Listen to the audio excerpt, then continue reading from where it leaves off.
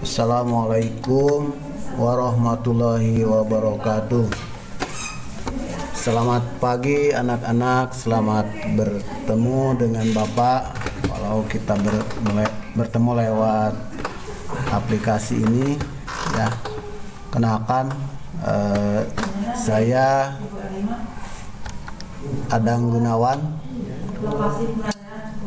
Kebetulan saya mengajar di sini sebagai guru bahasa Indonesia kelas 7A, B, C, D ya.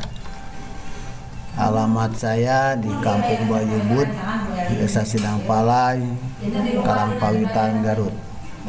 Oke, untuk selanjutnya kita baca dulu ya tata tertib belajar daring ya.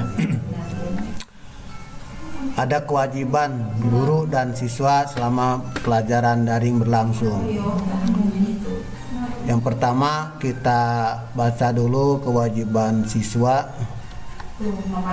Ada 5 aspek kewajiban siswa. Yang pertama aspek sikap, yaitu siswa harus menjaga akhlak, sikap, dan sopan santun selama belajar daring. Yang kedua aspek kedisiplinan. Siswa harus mematuhi peraturan belajar daring, disiplin dalam mengerjakan tugas, dan tepat waktu dalam mengumpulkan tugas. 3. Aspek keaktifan. Siswa harus aktif dan peduli terhadap pembelajaran daring. Yang keempat, kehadiran. Siswa wajib hadir pada pembelajaran online sesuai dengan jadwal yang telah ditentukan. 5. Penilaian. Siswa akan mendapatkan nilai sesuai dengan hasil pekerjaannya masing-masing. Selanjutnya kita coba baca kewajiban guru selama pelajaran daring. Sama ada 5 aspek kewajiban guru. Yang pertama, guru mengecek kehadiran siswa selama pembelajaran daring. Yang kedua, guru memberi pelajaran sesuai jadwal yang telah ditentukan. 3. Guru wajib konfirmasi atau memberitahukan apabila tidak memberikan tugas selama pembelajaran daring. 4. Guru memberikan solusi kepada siswa yang mengalami kendala dalam pembelajaran secara daring. 5. Guru bersedia dihubungi oleh siswa selama pembelajaran daring untuk membahas seputar pembelajaran. Kemudian kita coba lihat jadwal pelajaran selama belajar di rumah melalui jenjang SMP tahun 2020. Pelajaran bahasa Indonesia kebetulan jadwalnya itu pada hari Rabu ya, jam pertama, jadi pagi-pagi seperti sekarang ini ya. Kemudian bisa dilihat untuk yang lainnya. Selanjutnya kita coba lanjut ke pelajaran bahasa Indonesia kelas 7 kurikulum 2013 tahun ajaran 2020-2021. Adapun buku pelajaran yang digunakan selama belajar kelas 7 yaitu buku bahasa Indonesia kelas 7 kurikulum 2013 revisi 2017 ya.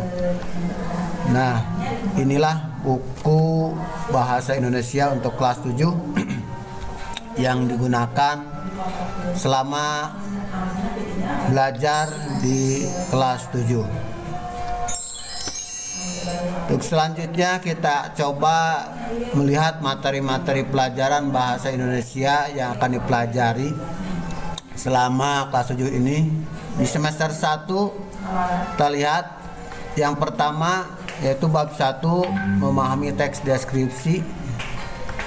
Bab 2 yaitu memahami dan mencipta teks fantasi. Bab 3 teks prosedur. Bab 4 teks laporan hasil observasi atau LHO. Kemudian untuk semester 2 bab 5 memahami puisi rakyat. Bab 6 teks cerita fabel. Bab 7 surat pribadi dan surat dinas. Bab 8 membaca efektif ya. Itulah materi-materi yang akan dipelajari selama kelas 7. Kita lihat semester 1 ada 4 bab dan semester 2 ada 2 bab. Nah, untuk selanjutnya kita akan coba lihat pokok-pokok pembahasan per bab atau tiap-tiap bab.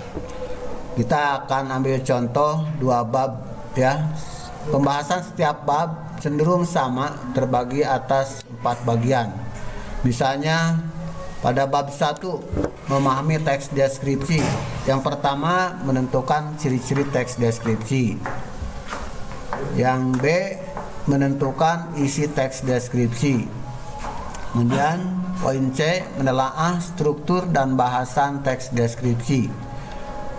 Yang D membuat teks deskripsi ya.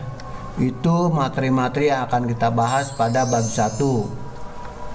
Kemudian kita lihat pada bab 2. Yang pertama mengidentifikasi unsur cerita fantasi. Yang kedua atau B menceritakan kembali isi cerita fantasi. C menelaah struktur dan bahasa cerita fantasi. D menyajikan cerita fantasi. Nah, pada bab 3 dan bab 8 itu uraiannya hampir sama seperti pada bab 1 dan bab 2. Jadi setiap bab terbagi atas 4 bagian. Ya, itulah materi-materi yang akan kita pelajari. Selanjutnya ini ada latihan 1 ya, tentang perkenalan materi pelajaran yang sudah kita bahas. Jawablah pertanyaan di bawah ini dengan singkat dan jelas. Coba yang pertama, siapa guru bahasa Indonesia di kelasmu? 2. Hari apa pelajaran bahasa Indonesia daring dilaksanakan? Yang nomor 3, ada berapa bab materi bahasa Indonesia pada semester 1? 4. Apa materi yang dibahas pada bab 1?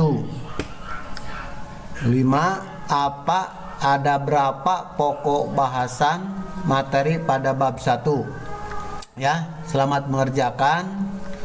Silakan jawaban ditulis dalam kertas selembar, beri nama dan kelas yang jelas. Dikumpulkan nanti sesuai petunjuk dari Bapak pada grup ini ya. Sekian, terima kasih. Mudah-mudahan kita bisa belajar dengan baik sehingga bisa tercapai apa-apa yang terdapat dalam tujuan pembelajaran ini. Sekian. Wassalamualaikum warahmatullahi wabarakatuh.